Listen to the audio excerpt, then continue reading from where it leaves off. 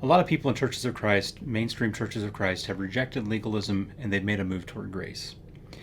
When we had legalism, we really had a certainty about us, that we had a lock on the truth, that our way was the way, and that if you were not in this way, you were not Christian. That's sectarianism.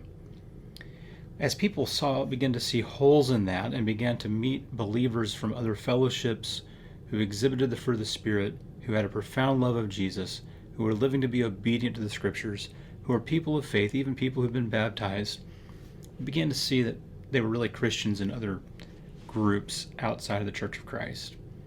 And once you embrace that idea, you begin embracing grace and the work of the Holy Spirit in today's world and the life of the church.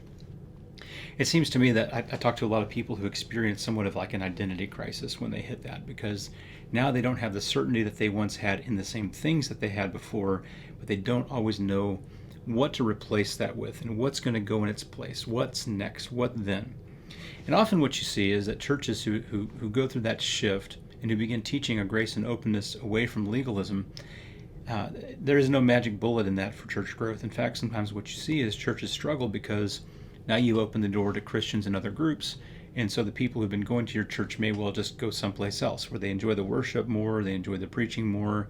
The thing that was kind of keeping them from doing that has been removed, that they felt in years past that if they left outside the walls of the confines of the Church of Christ on the sign out front, that they were automatically doomed for hell and lost. And when you take that automatic piece out, people began looking and exploring and asking questions and seeing things in new ways.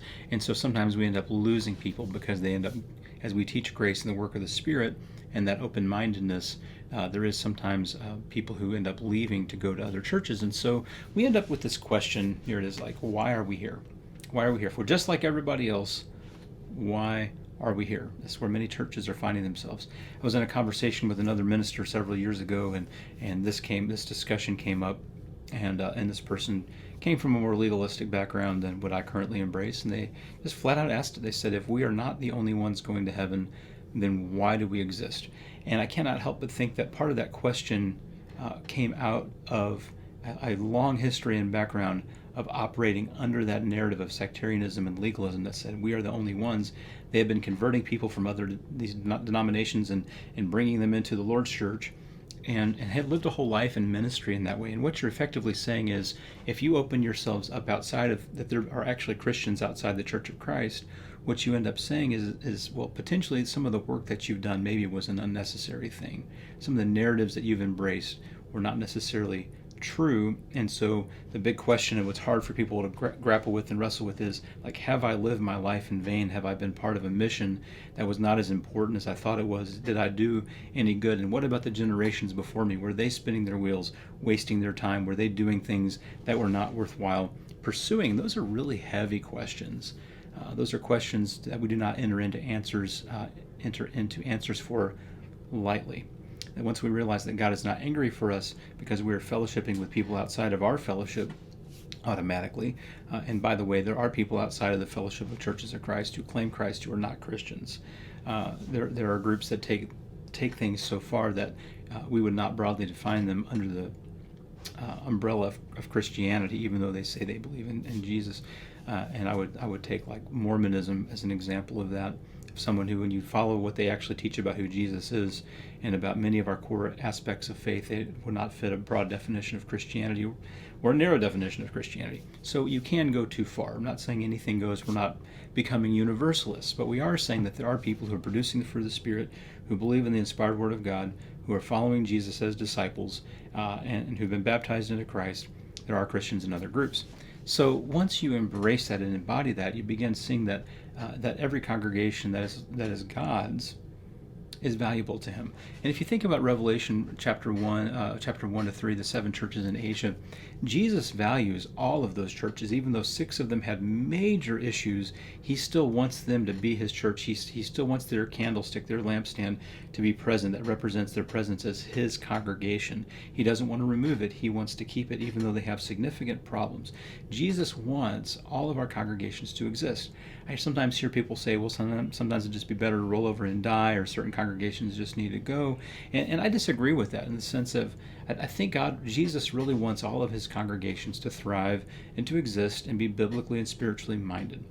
Uh, if you really want to get into like why we exist, why are we here, if we're not the only ones going to heaven, Jesus needs us here. Jesus needs your congregation in the community in which it exists.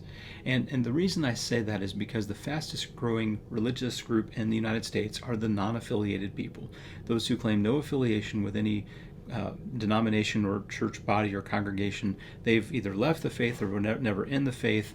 They're not atheists, but they just claim nothing. We're agnostic. We don't have any affiliation. That is the fastest growing religious group in America. The people who God has called us to reach is growing, not shrinking. Sometimes we think, well, if we say, well, we're not trying to reach your Baptists or whoever anymore, then it seems like our target audience is shrinking. Actually, our target audience is growing demographically in the United States as the secularization hits, and the need for proclamation of Jesus is only increasing. And so why are we here? Because the people who we are called to reach is growing by the day, growing moment by moment. They are lost and don't know any other way, and we have the words of salvation, the message of Christ, the gospel of Jesus Christ to share with them, and we are here to do that. Our congregations exist to do that. And in fact, what we've done is we kind of conflated our purpose as a congregation with engaging in debate and relentless teaching over orthodoxy and over orthopraxy, right teaching, right practice. This became kind of the obsession of our congregations and became then the purpose of our congregations, to prove ourselves sound, to prove ourselves as someone who is in, and to prove that our doctrine is right and that we're in with the right people, that we're saying the right things, doing the right things, dotting the right I's, crossing the right T's. That really kind of became our purpose, kind of virtue signaling of our soundness as congregations. And in the process, the more we had those doctrinal conversations, which are not all unimportant conversations, we became obsessed with those to the neglect of our mission. And when our purpose shifted from discipling and reaching the lost over to having theological conversations and debate to prove who's right and who is sound and who to fellowship and who not to fellowship, we lost our biblical purpose. The Bible never defines our biblical purpose in terms of who we're debating and who's sound and who's not sound and weeding these things out. In fact, the Bible says if you have wheat and tares, you leave that alone and let God decide who's in and who's out. Don't root up who you think are the bad ones, because you might root up some of the good ones too. And I see it happening all the time. But that became our purpose. So that's why people get lost. If you remove the legalism and sectarianism and then say, so like, why are we still here if those debates are not important? That demonstrates that those debates had actually become our purpose. We need a new purpose. Our purpose needs to be to go back to our evangelistic mission of making disciples in the world, teaching and proclaiming the message of Jesus Christ to a lost and dying generation. We had traded our evangelistic purpose for a doctrinal debate. We must get back to our original biblical vocation. This is not becoming less biblical. This is becoming more biblical. I had a conversation with an elder a while back who said, hey, we're in decline, but we don't want to die, because if we die, our mission is too valuable for us not to be here. We really need to hang on. We really need to thrive. We really need to not just survive, but thrive, because our mission is too important. Our domestic and international missions are too important for this church to close up shop. That man gets it. We're here for a purpose, and it's not just about doctrinal debate with people we don't know, never met. It's about our purpose in reaching the world with the message of Jesus Christ. If you say, like, if we give up on our exclusivity, why are we still here? Because if there was still one person who needed to hear about Jesus, there's still a purpose to be here. That group is growing exponentially, and so we need to focus back on that. This is why we're here to proclaim and share the message of Jesus Christ, that salvation is found only through him. So this is why we're here. So we can reject legalism and yet embrace a better and more biblical purpose. And I also want to say this. Here's another reason why I think it's important for us to stick around. We have some really good theological DNA in Churches of Christ that I think is very much worth preserving.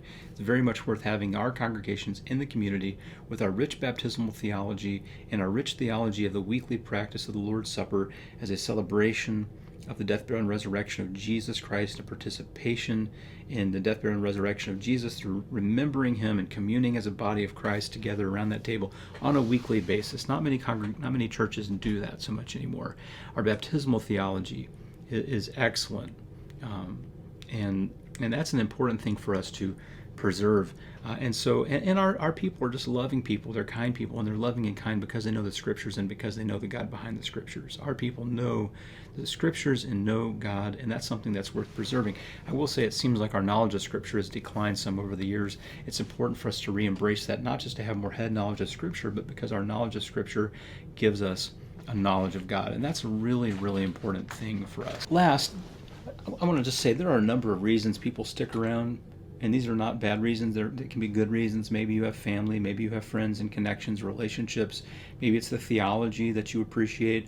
I know I've had a lot of friends who go to other churches and it's pray Jesus into your heart and all this. They just can't take it, and they really desire to have a good, sound biblical theology about sin and salvation and what our response is to the good news of Jesus Christ. I just don't find that many places. It's important for churches of Christ to thrive and perpetuate those beautiful biblical portions of our theology that other congregations and groups sure seem to lack. But let's not just talk about why people stay, family, friends, relationships, doctrine.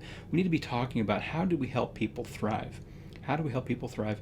And we do that by identifying their gifts and equipping and empowering them to be sent to use their gifts for their God-given purposes. If we do that, we will not have any question of why are we here.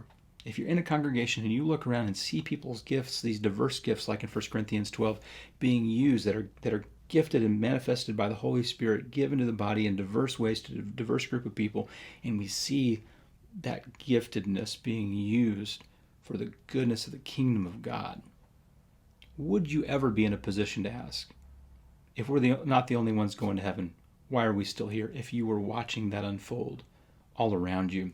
And I think if we can embrace that, we're going to thrive. We're going to help people thrive, and people are going to understand exactly what their purpose is here. And it's not just about 100% right doctrine. We've never had that. And we never will have. We will never have perfect understanding of God, Christ, and the Holy Spirit. Never. And yet God is still patient with us in that. But let me just put it very simply as we wrap up this video. If you want to know why you're here, the most important and simple thing you can do is look to Jesus, imitate him, live for him, live like him, and it will begin making more and more sense exactly why you're here. God bless you. Thanks for watching. If this has been helpful, I'd love for you to subscribe and follow along as we continue to have these very important conversations. And I don't want to just be the one talking. I want to listen to you. And so please, in the comments, just share your thoughts and let us sharpen each other. I try to respond to the comments that come in. Take that very seriously. So please let me know. Let us know what you're thinking about this topic. Agree, disagree, however, please let us know. God bless.